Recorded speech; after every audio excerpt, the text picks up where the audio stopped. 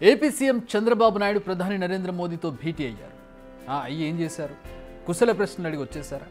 ఏదో ఎన్డీఏలో కింగ్ మేకర్గా మారారు కాబట్టి ఈజీగా అపాయింట్మెంట్ దొరుకుతుంది అంతే, అంతకుమించి జరిగేదేం లేదు అని అనుకునే వారికి బుర్ర గిర్రున తిరిగే న్యూస్ ఇది. ఎందుకంటే చంద్రబాబు సైలెంట్గా వ్యవహారాలను ఎలా చక్కబెడుతున్నారో తెలిపే న్యూస్ ఇది. చంద్రబాబు ప్రధాని మోదీతో భేటీ అయ్యారు. ఇది జరిగి 5 రోజులైంది. ఇరువురు నేతలు కొన్ని అంశాలపై చర్చించారు. అవేంటో తెలియదు. ఆ తర్వాత అదే ఢిల్లీ పర్యటనలో పెట్రోలియం శాఖ మంత్రి హర్దీప్ సింగ్ పూరిని కలిశారు.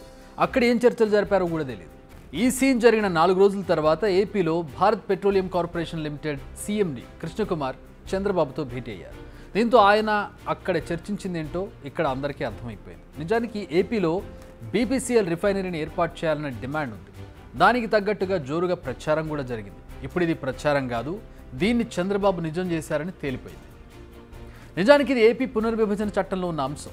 ఆ చట్టంలోని సెక్షన్ 93 ప్రకారం కేంద్రం ఏపీలో రిఫైనరీ ఏర్పాటు చేయాలని ఉంది. కానీ ఇన్నాళ్లు కలగానే మిగిలిపోయిన ఈ అంశం ఇప్పుడు చంద్రబాబు చొరవతో సాకారం కాబోతుంది. ఏకంగా 60 నుంచి 70 వేల కోట్ల పెట్టుబడితో ఈ రిఫైనరీని ఏర్పాటు చేయనుంది భారత్ పెట్రోలియం. ఇది నిజంగా ఏపీకి సంబంధించి భారీ పెట్టుబడినే చెప్పాలి. మరి ఈ రిఫైనరీ ఎక్కడ ఏర్పాటు చేయబోతున్నారు? ఈ క్వశ్చన్కు ఎగ్జాక్ట్గా ఆన్సర్ ఇప్పుడే చెప్పలేం.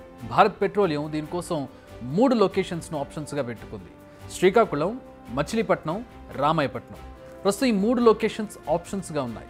ఈ 3 ప్రాంతాలు కూడా రాష్ట్రంలో వేరు రీజియన్స్లో ఉన్నాయి. ఈ మూడింటిలో ఏదో ఒకదాన్ని కన్ఫర్మ్ చేసి ఈ బడ్జెట్లోనే ఈ ప్రాజెక్ట్ని అనౌన్స్ చేసే అవకాశం కనిపిస్తుంది. అయితే దీనికి మొత్తం 5,000 ఎకరాల భూమి అవసరం అవుతుంది. ఈ భూమిని కూడా ఎలాంటి ఇబ్బందులు లేకుండా ఇచ్చేందుకు చంద్రబాబు భారత్ పెట్రోలియం అధికారులకు ఇచ్చేందుకు సిద్ధంగా ఉన్నారు. నిజానికి దేశంలో పెట్రోకెమికల్ డిమాండ్ పెరుగుతోంది. అందుకే క్రూడ్ ఆయిల్ను రిఫైన్ చేయడానికి కొత్త రిఫైనరీని ఏర్పాటు చేయాలని చూస్తోంది ఈ బీపీసీఎల్. నిజానికి దేశంలో పెట్రోకెమికల్ డిమాండ్ పెరుగుతోంది. అందుకే క్రూడ్ ఆయిల్ను రిఫైన్ చేయడానికి కొత్త రిఫైనరీని ఏర్పాటు చేయాలని చూస్తోంది బీపీసీఎల్. నిజానికి ఈ రిఫైనరీ ఎక్కడ ఏర్పాటు చేయాలన్న విషయంలో తీవ్రంగా ఆలోచిస్తోంది. ఫైనల్గా ఏపీ రిక్వెస్ట్, కేంద్రం సూచనతో రిఫైనరీ ఏపీకి రానున్నట్టు అర్థమవుతుంది. నిజానికి రిఫైనరీ వస్తే ఉద్యోగాలతో పాటు ఇండస్ట్రియల్ డెవలప్మెంట్ కూడా పెరుగుతుంది.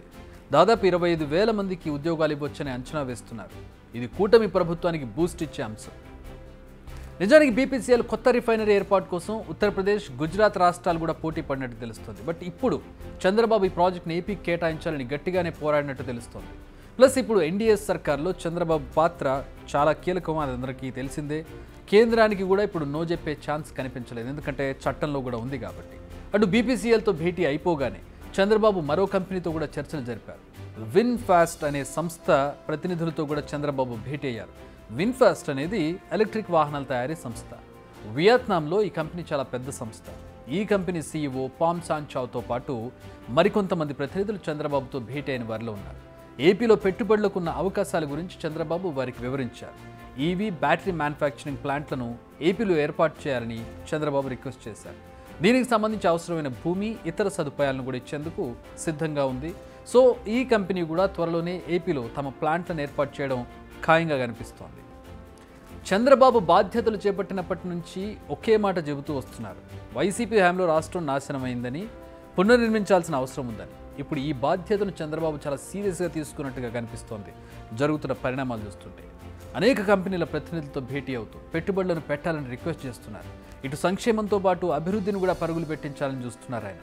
దీనికోసం కేంద్రంలో తనకున్న డిమాండ్ను పర్ఫెక్ట్గా వినియోగించుకున్నట్టుగా కనపడుతోంది. మొత్తానికైతే పెద్ద హడావుడేమీ లేకుండా సైలెంట్గా పని కానిచ్చేస్తున్నారు చంద్రబాబు. బిగ్ టీవీ అవుట్లుక్ కథనాలు నచ్చితే వెంటనే బిగ్ టీవీ ఛానల్ను సబ్స్క్రైబ్ చేయండి.